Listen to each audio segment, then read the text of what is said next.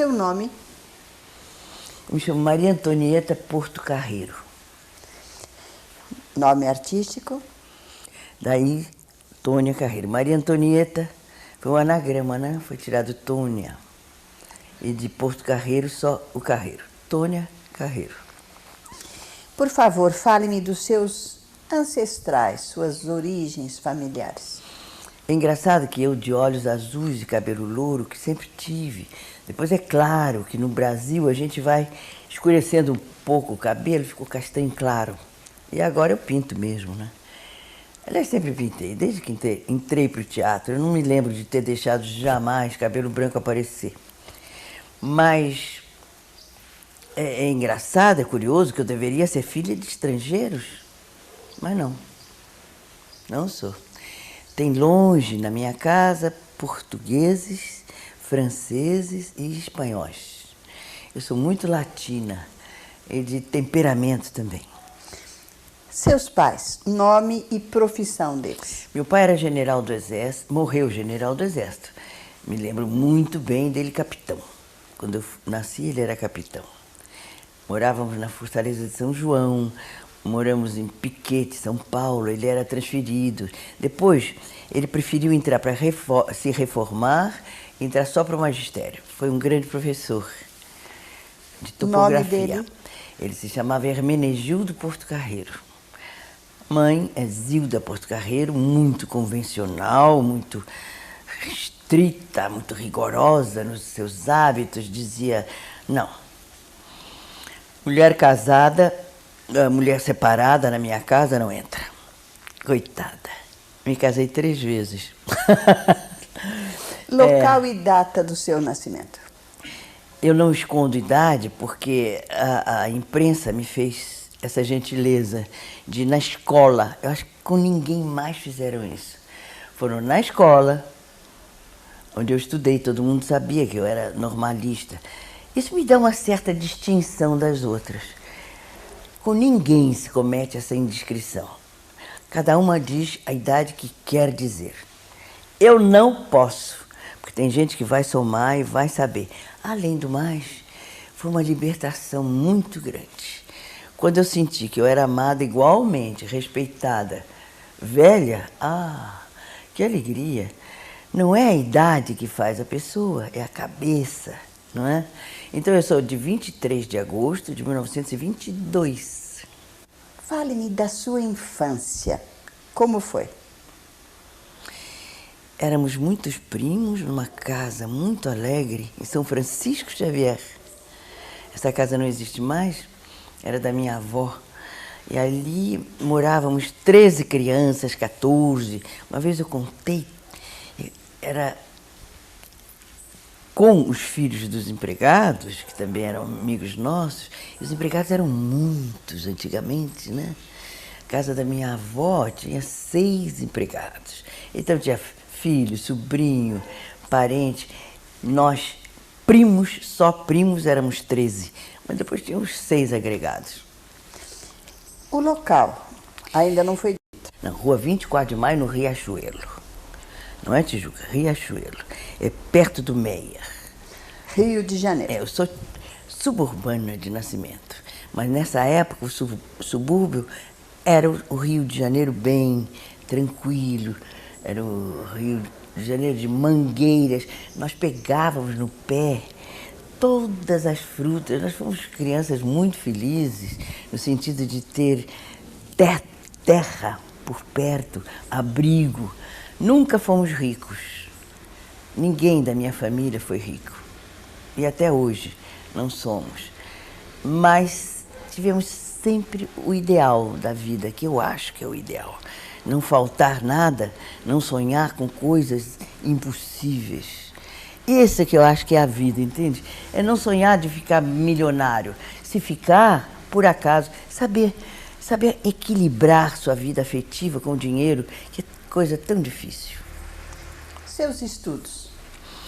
Eu tenho estudo superior porque fiz escola de educação física que dá diploma de estudo superior. Eu sou professora de educação física. A Agora eu quero que me fale sobre os seus estudos na França.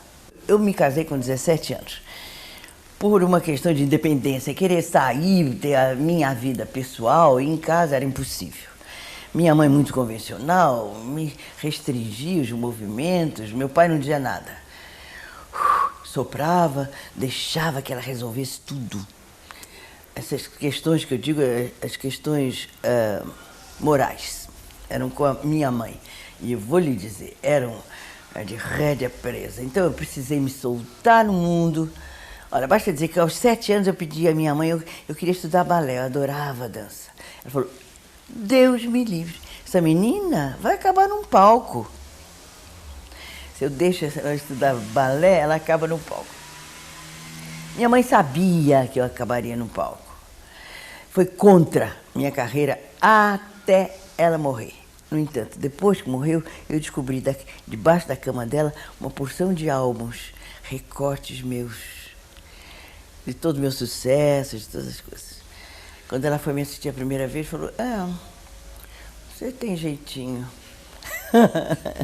Foi o máximo que eu consegui dela, porque eu tinha um jeitinho. Então, antes de falar da França, me fale do seu casamento. Bem, então eu vou falar desse casamento, que foi com um artista muito requintado, muito importante, pena que ele não esteja vivo. É um homem que fez nome em televisão, chamava-se Carlos Arthur Thierry. Ele, inclusive, ele fez nome em televisão, como fez nome em desenho, em pintura, escrevia, dirigiu cinema na Veracruz, Luz Apagada, que é um bom filme, e dirigiu programas de televisão, inclusive comigo. Mas é que morreu com 45 anos do coração, numa época que não havia tratamento.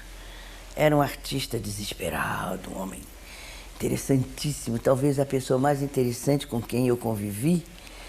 E apesar de Adolfo Celli ser um homem muito importante, e ele cismou de estudar pintura em Paris, tinha fascinação por Paris. E apesar do Cécio ter só 3 anos, lá fui eu. Deixei com minha mãe e uma babá maravilhosa que criou a mim, depois ao Cécio, os filhos do Cécio. Morreu com 82 anos aqui nessa casa. Bem, lá estou eu em Paris, sozinha. Ele foi estudar com o Fernand Léger, pintura. Aí eu descubro um curso de teatro e me meti nele, né? Onde eu aprendi muita coisa, inclusive uma humildade enorme, porque teve um professor que sentou na escada comigo e disse assim, Maria, eles me chamavam de Maria, você vai ser uma grande dama da sociedade, você tem uma beleza excepcional, mas você não é atriz. Eu olhei para ele assim, ou ele está dizendo uma burrice, ou eu que sou burra. O tempo vai dizer. Eu achei que ele estava dizendo uma burrice porque eu percebi que quando eu fazia qualquer exercício, eu brilhava muito. E tinha uma menina que ensaiava comigo que me copiava. Muito ruim eu não sou, não. Eu tinha uma confiança em mim muito grande, graças a Deus, sempre tive. Rumando para o alto. Rumando, querendo acertar. Trabalhando só com pessoas competentes, me cercando sempre de pessoas melhores do que eu. Tanto Paulo Tran como Margarida Rey eram atores muito melhores, mais formados do que eu, mas eu queria trabalhar com eles para aprender. E é isso mesmo. É só assim que se aprende. É convivendo, lendo, estudando muito. Então, alguma coisinha, ainda falta aprender muito, mas alguma coisinha eu aprendi. Me fale então do Cécio. Cécio é um orgulho muito grande que eu tenho, porque é um filho muito completo, como filho, como ator, como artista. É uma pessoa capaz de dirigir, traduzir em qualquer língua, não, alemão não diria, mas traduz muito bem francês, italiano, espanhol, e é um diretor da maior competência. Mas eu quero que eu você adoro fale trabalhar com desta fase em que ele nasceu, que você era tão jovem. Fomos muito grudadinhos. Eu o amamentei até 1 ano e meio. Não queria parar nunca. nem ele. Me lembro dele se atirando pro meu colo, desesperado, para continuar a mamar. Mas eu não podia mais, já dizia assim, mãe, senta, quer mamar. Então não podia mais, já falava, se expressava completamente. E fomos muito grudadinhos, andávamos de bicicleta, ele assim no quadro, tinha uma cestinha, levava pelo arpoador para todo lado, ele era um peixinho, aprendeu a nadar cedíssimo. E era muito agradável a mãe e filho, aquela união. Mas eu tinha carreira tão nitidamente indispensável que eu troquei. Fui para Paris, depois eu trabalhava, fui para São Paulo, assim que pude, consegui um contrato em São Paulo, mudei ele para São Paulo. Foi um sacrifício muito grande para ele. Me separei do pai dele, outro sacrifício. Ele sofreu muito, mas é filho de artista, né? Tem que levar a vida que a artista leva. Não pode evitar esse atrito, essa descompensação que dá de uma mãe serena, sossegada, de 4, 5 filhos, que fica em casa, que não precisa trabalhar. Geralmente essas agora são mais chatas. Eu já desconfiava que eu ia ficar chatíssima. Mas pode não ser, pode ter competência mesmo para ser mãe. Coisa muito rara. Quero saber um pouco mais sobre a sua volta, porque na França, considerada muito linda, que você sempre foi, você apenas estudou. Ou chegou a trabalhar? Não, nunca, nada. Estudei mal e mal. Comecei sem saber falar francês, logo aprendi. Num mês assim a gente aprende francês. Sendo obrigada a falar. Além do mais, eu tinha estudado muito francês. Lá em casa, nós tínhamos professor particular de francês. Os meninos, os primos todos, se juntavam no porão da casa, em aula, Monsieur de Varin, fazia assim, qu'est-ce que c'est que ça? Qu'est-ce que c'est que ça? E a gente sabia, tablo, errava, né? Era le verre, era um copo, sabe? Era uma coisa sofrida, que não podia errar, eu não podia errar, eu tinha que saber aquilo tudo. Quando cheguei lá em Paris foi fácil para mim, mas de qualquer maneira foi dificílimo acompanhá-lo, porque era o pós-guerra, eram meninos muito sofridos, eu tinha sapato, eu emprestava sapato, vocês tinham que ir a algum lugar, porque eles tinham sapatos feitos de pano, corda na sola. Então, era uma mocidade que representava o que tinham passado. Olha, eu me lembro dos exercícios, eles se levantavam com uma faca na mão, tinha uma necessidade de drama, de tragédia, de horror de guerra, porque foi uma guerra muito penosa. O que o francês passou nessa guerra foi uma coisa lamentável. E eu me lembro que ele me mandava assim, anda na neve. Eu nunca tinha visto neve. Então eu andava na areia, do jeito que eu sabia, né? Meio rebolando, era uma gargalhada só. Agora você está sendo perseguida. A perseguição que eu conseguia era alguém me perseguindo na rua, era uma cantada, né? Uma paquera. Aí era outra gargalhada, porque a perseguição para eles era política. Mas... Sua beleza já estonteante nessa época.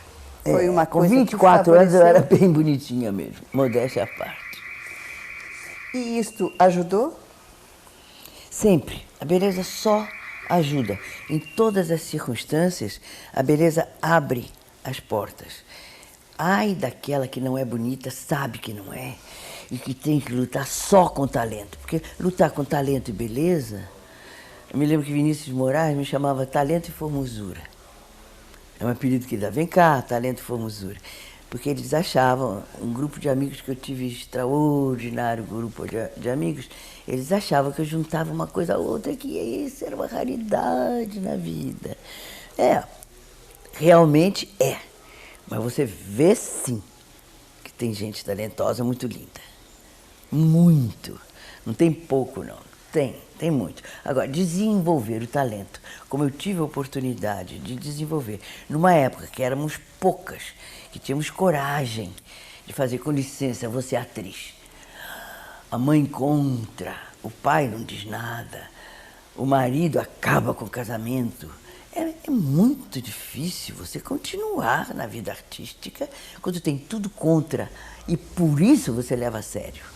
Aí mesmo que você estuda, aí mesmo que você quer provar que é uma coisa admirável. Hoje, eu vejo as mães empurrarem as filhas para televisão, para teatro. Minha filha é artista. Mães e tias e primo e parentes, todo mundo adorando ter aquela pessoa cantora ou atriz de novela. Então é uma glória para a família. Enquanto que quando eu estreiei novela, me lembro que no Pigmalião, a mãe me dizia assim: você está com o cabelo todo repinicado, está horrível. Você começou em cinema. Eu comecei em cinema. Eu me lembro que eu estava na porta da Colombo, andando. Na porta da Colombo estava um amigo do meu pai, Saraiva se chamava. Vem cá, seu pai me disse que você gostaria de fazer cinema. Tem um amigo, Alípio Ramos se chamava, que está procurando moças para fazerem meninas de colégio. Você aceita? Eu digo, aceito. Cheguei em casa e disse assim, eu vou participar de um filme. Não tem palavras. Entra muda, sai calada. Eu participei de um figurante de um filme que tinha Anselmo Duarte e Madeleine Rosé, se chamava Querida Susana. Anselmo foi um galã, um grande galã. Eu o conheci aí. Eu andava de bicicleta, fazia as aulas, saía correndo e acabou. Já me batizaram Antônia Carreiro e já saiu na primeira página de uma revista que não existe mais, Noite Ilustrada, Nasce uma Estrela. Como é que eles sabiam? Eu comecei com Nissete Bruno também. Nissete também fazia parte dessa gente toda, que eram alunas, Nissete mais jovem mesmo, mas não, enfim, muito mais jovem, né? 20 anos. Fez outros filmes a seguir? Bem, aí eu fui para Paris, estudei teatro, que era a minha intenção, era fazer uma coisa muito séria. Cinema, Atlântica, eu não queria de jeito nenhum. Engraçado, aquela coisa que hoje se consagra como uma coisa tão boa, a sadia chanchada nacional. Eu sempre elitista, não é isso, não é isso. Também era casada com esse artista que é excepcional. E os amigos também eram artistas. Como é que eles podiam querer que eu trabalhasse naquela coisa assim? Não sei o que é, não, o que é Baiana, até Carmen Miranda, maravilhosa, mas não era. Era alguma coisa que era popular, popularesco. Por isso ficou essa mania de não comparecer no que seu povo tem de verdadeiro e ir procurar o que a Europa pode trazer para você. Afasta você do seu eleitorado, afasta você do seu público, das suas raízes. Eu sempre fui afastada das minhas raízes por uma questão de tipo. Eu não posso fazer uma mulher muito brasileira, embora seja completamente brasileira. O diretor de cinema não vai procurar, não foi me procurar como uma mocinha de morro. Não deu, não é? Infelizmente. Bom, então eu fui fazer a viagem a Paris, voltei tentando fazer teatro, quando o Rubem Braga, que era meu amigo, sabia que eu queria fazer cinema, encontrou com o Fernando de Barros e disse, essa moça, Mariinha Thierry, ela quer tanto fazer cinema, você vai fazer um filme com Maria de la Costa, veja se arranja para ela um papel. E ele me arranjou, me chamou. Eu devo muito a Fernando de Barros. Ele me chamou para fazer a irmã da Maria de la Costa. Vocês foram para o Rio Grande do Sul? Foi. Eu fui para o Rio Grande do Sul, em Uruguaiana. Daí todo mundo achar que eu sou gaúcha. Não sou, sou carioca. E o produtor, Mário Del Rio, era um espanhol que veio para cá. O produtor gostou de mim e me fez estrela do outro filme seguir. Em 49, em 48 eu fiz um filme, Caminhos do Sul. Em 49, no começo, eu fiz com Fernando de Barros dirigindo, eu fiz a Perdida pela Paixão, onde eu era protagonista. Aí estreei em teatro, já com um nome muito bom, estreei em teatro em dezembro de 49. Em que peça você estreou? Em Um Deus teatro? Dormiu Lá em Casa, do Guilherme de Figueiredo, no Teatro Copacabana, com Paulo Tran, direção de Silveira Sampaio, que era um artista fantástico, que viveu e morreu muito cedo também. E ao lado de Paulo Tran, que eu tinha visto, tinha cismado, eu vou trabalhar com ele. E logo você se tornou dona de companhia. Da primeira já. Meu marido entrou com 20 contos, chamava-se assim, Contos de Réis, o que seria hoje 20 mil, né? E o Fernando entrou com 20 mil e com isso montamos um teatro. Hoje em dia, se você não tem patrocínio, e é uma coisa erradíssima, o teatro deve ser cavado ali, junto da plateia, na bilheteria. Para ser uma profissão, não tem que ter ajuda de fora.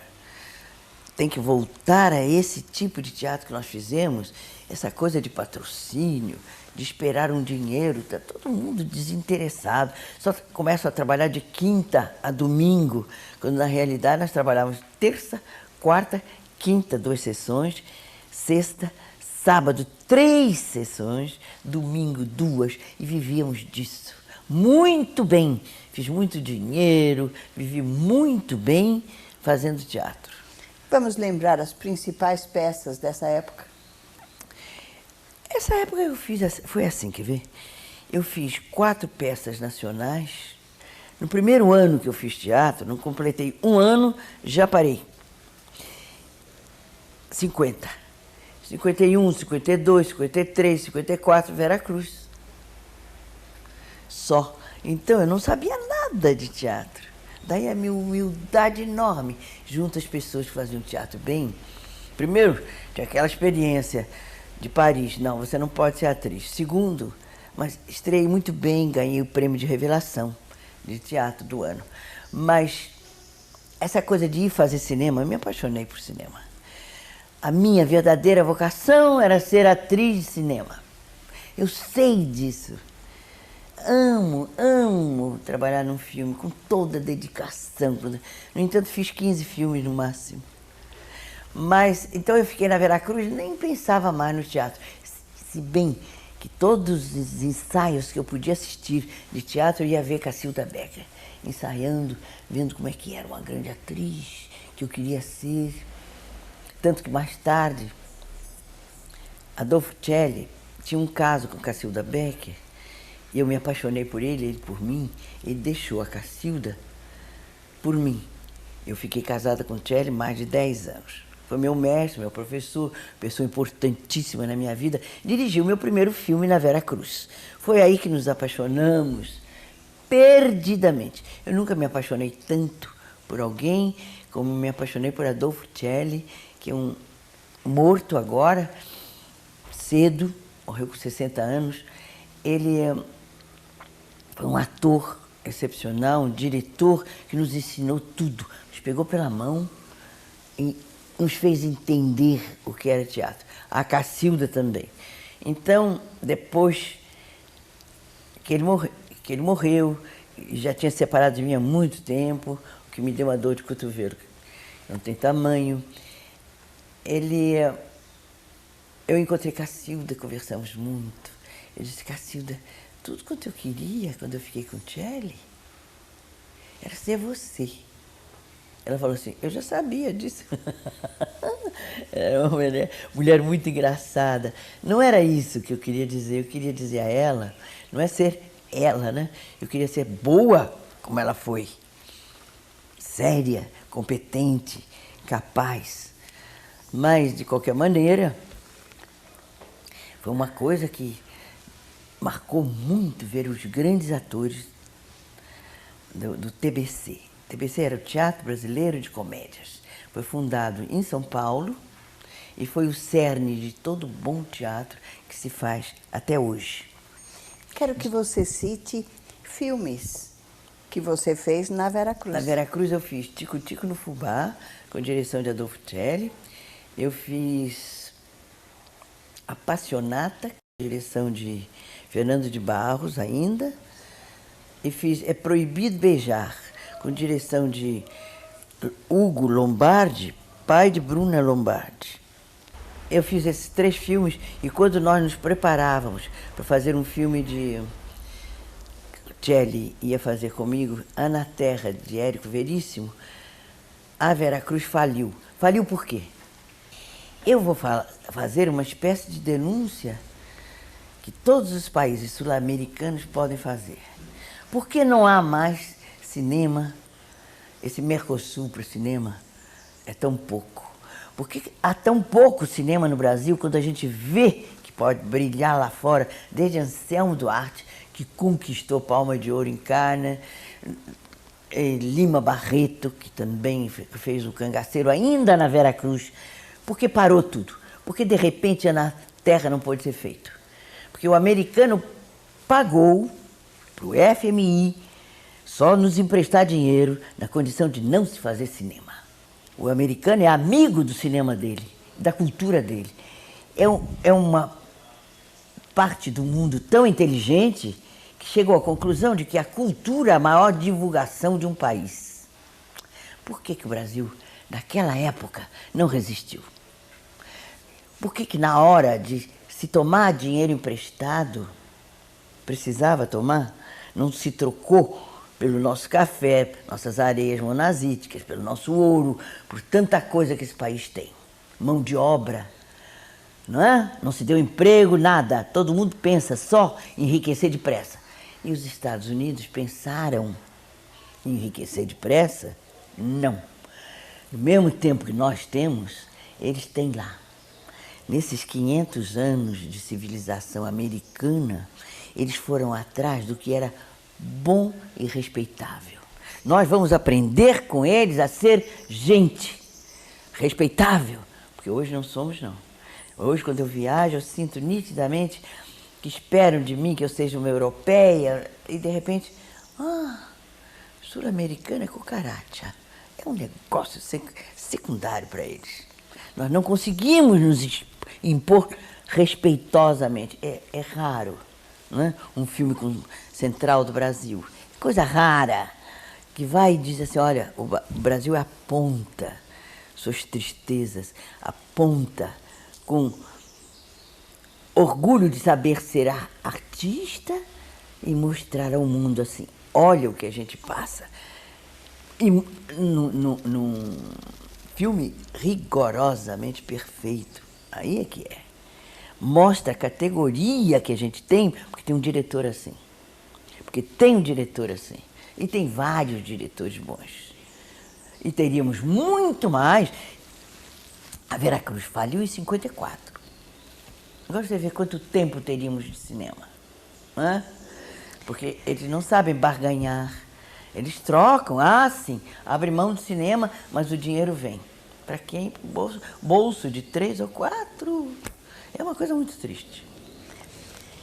Por favor, Tônia Carreiro, vamos falar da sua volta ao teatro, depois da Veracruz. Aí, por causa do Celli, porque a Veracruz faliu, o meu sonho não acabou, porque meu sonho era tanto fazer teatro como cinema. Então eu entrei para o TBC. Parecia que as portas estavam fechadas para mim.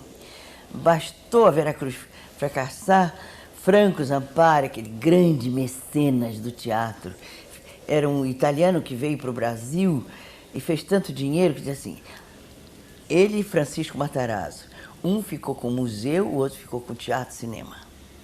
E o teatro que ele criou é responsável pelo Teatro Oficina, pelo teatro de José Celso Martins Correia, pelo melhor teatro que se tem no Brasil, saiu de lá, desse mecenas, Franco Zampari, que acabou andando de bonde. Naquela época você andava de bonde, né? Não tinha mais Mercedes, nem Rolls Royce, não tinha mais dinheiro nenhum, botou tudo na indústria cinematográfica. Eu entrei para o TBC e fiz peças ligeiras, mas acontecia que eu tinha feito tanto nome, maior nome, do Tempo. Pequeno Tempo. O maior nome de atriz no Brasil era o meu. Você se lembra disso, Vida? Sim, sim, sim. Havia uma época que todas as capas, não havia anúncio de televisão, não havia isso.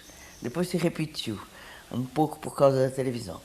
Mas tudo, eu não podia atravessar a rua, eu não podia fazer uma compra, eu não podia nem responder carta de fã. Tinha um amiguinho do SESC que assinava por mim. E aí paravam na porta do TBC ônibus que vinham de toda parte. Lotava, lotava, lotava. A Cilda fez eu sair do TBC. Não, sair dali, daquele prédio. Ir para outro teatrinho, para ela estrear lá. Enfim, e não foi bem. Por acaso, tem peças nossas que não dão, tem outras que dão. Ela e Jardel, filho, fizeram leito nupcial e não foi bem. Aí eu continuei no TBC, fiz 4 peças, das quais a mais importante foi um Bernard Shaw, Cândida, e o TBC veio para o Rio, eu vim também, e daí não saí mais. Daqui do Rio de Janeiro, da minha casa, da minha praia, que é uma coisa que me faz tanta falta, mergulhar no mar, não nesse mar de hoje. Depois de fazer uma porção de peças, eu fiz uma peça com meu filho, em 1969, ele era até o protagonista. Eu fiz muito essa coisa de deixar o Cécio brilhar como ele brilhou sempre. E apareceu Vicente Cesso, com Sérgio Brito, me convidando para fazer uma novela. Eu digo, não, eu já fui convidada para novela. Novela é uma arte menor, a tal história, tá vendo, da Atlântica? É uma arte menor, eu não quero, não. Aí me deram o elenco. O elenco era a Fernanda Montenegro, o Sérgio Brito, o Francisco Coco, Natália Timberg, Nívia Maria, Nissete Bruno. Eu digo, bom, se é bom para essa gente toda, por que não é bom para mim? E eu fui fazer pela primeira vez uma novela na Excelsior de São Paulo, tinha uma grande categoria para fazer novela, uma história de Vicente Cesso. Sangue do meu sangue. Isto, que até eu repeti. Sangue do meu sangue foi uma coisa que me deu prêmio Roquette, no meio daquela pleiade de artistas fabulosos, eu que ganhei o prêmio. Foi muito bom para mim e decidi agora, minha carreira vai ser televisão. E fui convidada pela Globo e aceitei. Foi Pigmalion 70. Novamente, eu fiquei fazendo todos os anúncios de televisão, influenciando todo mundo com o meu cabelo, com a minha roupa, as coisas que parecem bobagem, que são resultado de grande e grave conhecimento. Pergunta a dona Sofia Loren se não foi importante para ela saber se pentear, se maquiar, se vestir, escolher o que faz. É claro que é conhecimento de causa. Não é à toa que a gente acerta. 1, 2, 3, 4 vezes. Eu fiquei na Globo contratada por 3, 4 novelas para chegar à conclusão de que era muito agradável ficar fazendo porcaria, uma atrás da outra. Assim como eu fiz do Vicente Cesso, Pigmalião, Uma Rosa com Amor e o Cafona do Braulio Pedroso, que eram ótimos. Eu fiz, meu Deus, Primeiro Amor, Louco Amor, tudo com amor. Várias novelas, mas então eu voltei a fazer teatro com meu filho aí. Já uma companhia, eu e ele, 2 sócios. Começamos a fazer uma coisa outra. A televisão me chama para uma novela de Gilberto Braga. Foi a melhor coisa que eu fiz. É muito engraçado que eu devo ao Boni o melhor papel. Porque o Gilberto escreveu e deram para Beatriz Segal, que é uma excelente atriz, e para mim um outro. Aí o Boni assistiu e disse assim, isso está errado. É para trocar. Depois de 12 capítulos gravados, gravei eu a Estela. E a Estela foi meu melhor papel. Estela foi alguma coisa que eu interpretei com o mesmo interesse que eu fiz filme e teatro. Foi a primeira vez que eu, na televisão, fui fundo de como se deve ir. E é difícil conseguir outra vez isso. E eu tive uma coisa que me afastou muito da televisão, que era assim, eu sei, meu Deus, mais que esses meninos que estão aí, olha aqui, não faça assim a cena. Não, não. E isso desagradou muito os jovens diretores. E eu deveria fazer como Fernanda. Fernanda me disse assim, você não mexa no... Você não é paga para escrever, você não é paga para dirigir nada, você é paga para interpretar. Você vai só interpretar e acabou. E é assim que deve ser. Aquilo não é uma coisa, não é uma obra-prima, não é uma coisa para ficar para sempre. É uma bobagem atrás da outra. Então você é chamada, é bobagem, faz bobagem, mas de repente faz uma coisa muito boa. Tem alguma coisa melhor do que o Suassuna que recentemente fizeram? Tem alguma coisa melhor do que esses seriados? Mulher, por exemplo. A Eva Vilma teve essa sorte que eu não tive, porque não soube entender o que era uma televisão incipiente. Ainda não podia ter os mesmos recursos que a gente tinha no teatro, a mesma sabedoria de linguagem televisiva, mas de vez em quando tem. De vez em quando se faz. Então é para fazer algumas bobagens e depois acertar. Essa gente que tem essa... foi a novela Água Viva? Água Viva. Não, e teve, depois do próprio Gilberto Braga, esse Louco Amor, e eu refiz Sangue do Meu Sangue, aí já no SBT. Mas no SBT, infelizmente, eu não fui feliz, porque só na novela que a gente refez. Depois fiquei lá inutilmente, ganhando dinheiro 2 anos e ganhando muito bem mensalmente, à toa desperdiçada, jogando fora, contratada. A Globo não fez isso. A Globo contrata e usa a pessoa, né? E é assim que tem que ser. Tem que aceitar fazer uma bobagem. Dizer assim, isso não é para mim, como eu fiz antes. Eu fiz no cinema, eu fiz... Não, novela não vou fazer nunca. E agora dou minha mão à palmatória. Televisão é como fazer cinema, é uma ótima divulgação para chegar no colo das pessoas, mas no território do Acre, Rondônia, eles gostam, reconhecem a gente. Quando eu vou com teatro, cidadezinhas do interior, eu fui ao Paraná, não são nem cidadezinhas, cidades ótimas, Maringá, Cascavel, meu Deus, que cidades boas, como gostam da gente, com que calor humano nos recebem. Por quê? Porque a televisão foi. A televisão é a saída que a gente tem para fazer cinema bom. Eles vão se organizar e vão fazer cinema.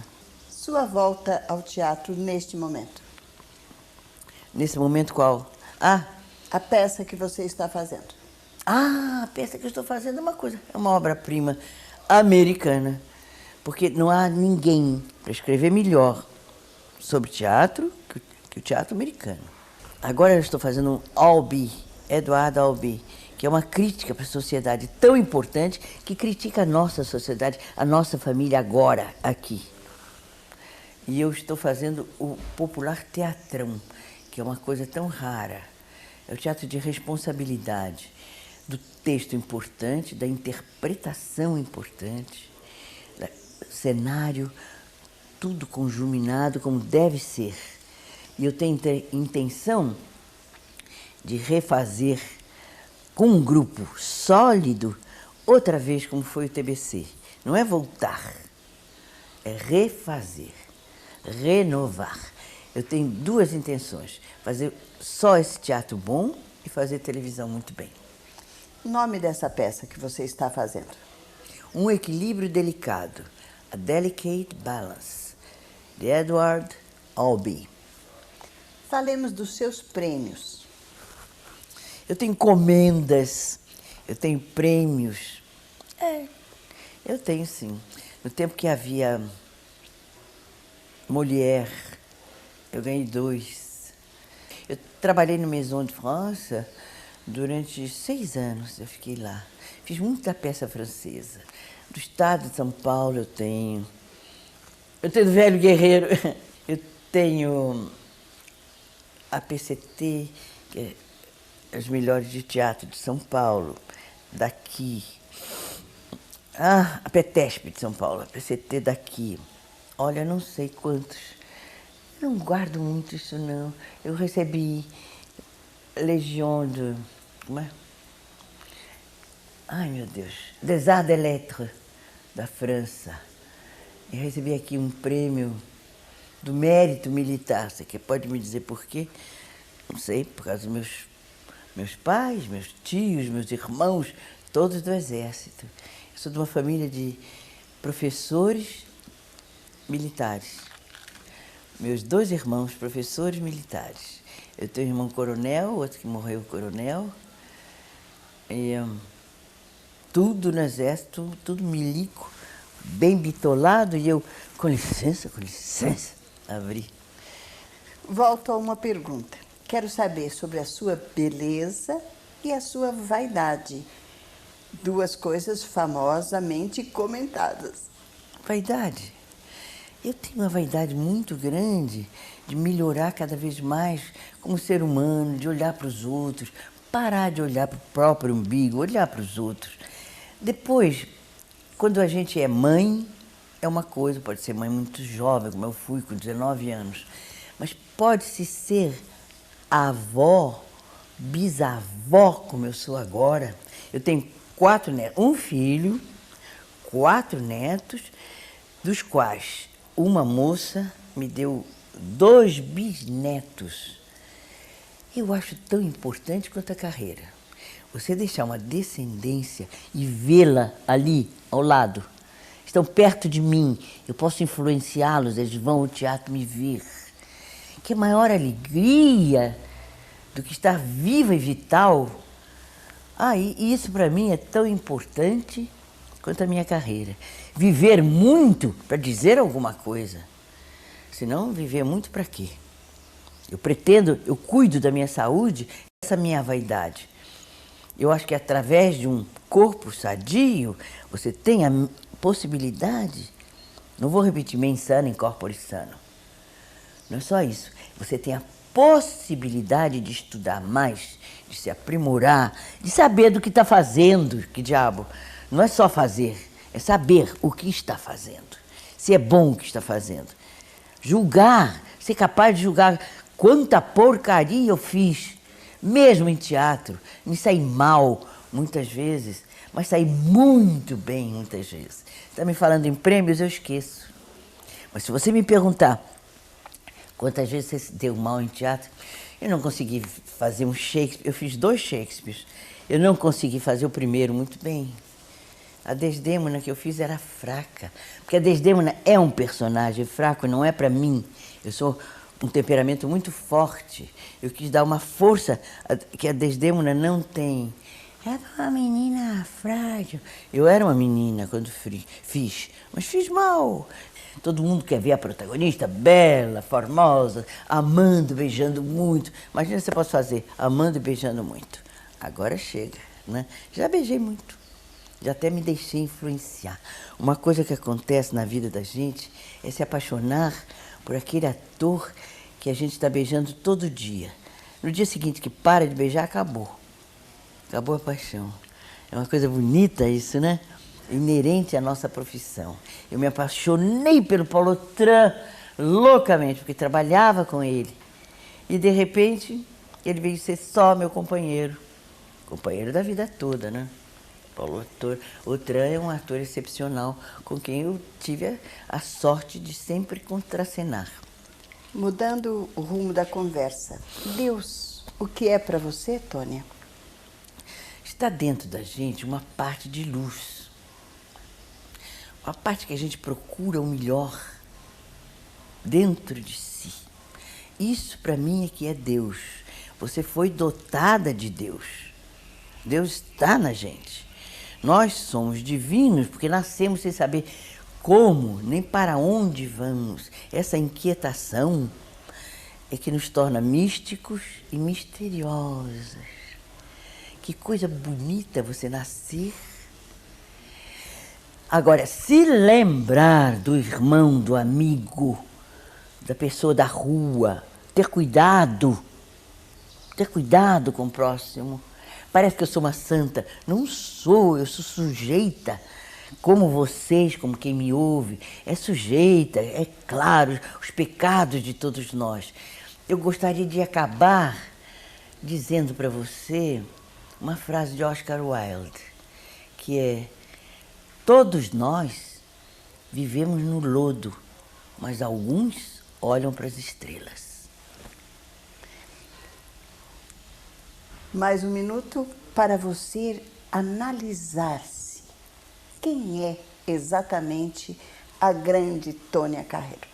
Não é grande, sou limitadíssima, não é?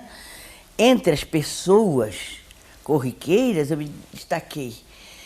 Algum mérito há nisso, claro, se a gente se destaca, é reconhecida, não passageiramente, como está acontecendo com tanta gente agora, né? Quem é? Ah, não sei, já foi. Quem é? Não sei, já foi. Eu digo a você, há 50 anos eu venho lá lutando e labutando.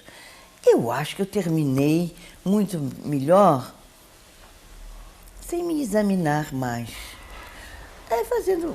Você quer que eu te conte os meus maiores, mais graves pecados para terminar a nossa entrevista? A vaidade terá sido um pecado ou uma procura da perfeição? Eu sou do signo de Virgem com Leão. O leão comanda mais do que a Virgem, mas a Virgem tem mania da perfeição, uma procura do que é melhor. Eu acho que isso é a minha meta. A minha meta é procura do que é melhor, e foi assim que eu lidei com Cécio Thierry, esse filho que eu tenho, que me satisfaz tantos lados meus, e que me devolve também meus erros, me aponta com muita tranquilidade.